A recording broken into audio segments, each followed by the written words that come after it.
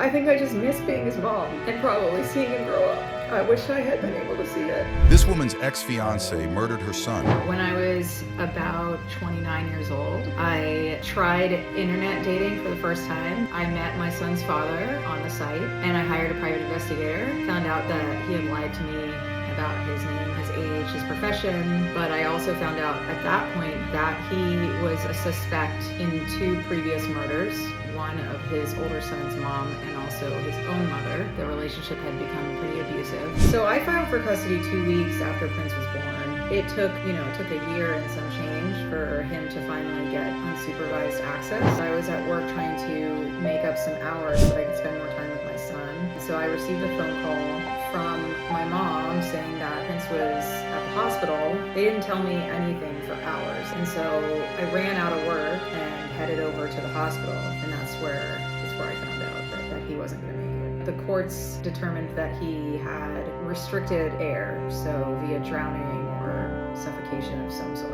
Hera believes that the American justice system failed to protect her family. I was super naive at the time, thinking that, of course the courts will protect my son and not force him to have unsupervised visitation with his father. But unfortunately, this was not the case. And in the United States, the family courts care more about parental rights than they do child safety. When my son was 15 months old, he was on an unsupervised visitation with his father. And at that time, he was murdered. We later found out that my son's father had taken out over $500,000 in life insurance policies on him when my son was only about 3 months old. I noticed red flags along the way, but at the time I didn't really know what I was looking at, and I didn't know who he was. By the time the relationship became abusive, which certainly was a red flag, I was already pregnant with our son. In her book, she details everything about her son's murder. In my book, Defying Silence, I talk about how the complicated part of justice is that it is defined by the person seeking it. And so in my case, my son's killer is not the main demon in this story. Like, he's sick and twisted, but I think that the deeper injustice here is the system that allowed this person to have access to an innocent child. And so that's anything from the police department, frankly. Prince William County Police in Virginia was just horrible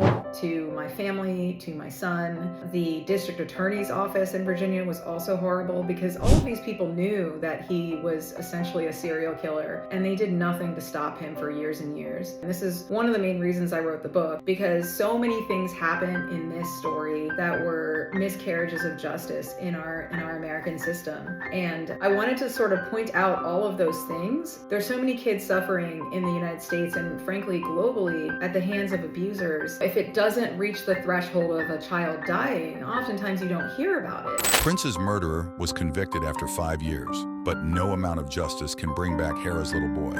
He was a cool little dude. He really loved dancing. He also really liked Adele, the singer. He hated riding the car. He would light up a room. I think I just miss being his mom and probably seeing him grow up. I wish I had been able to see it.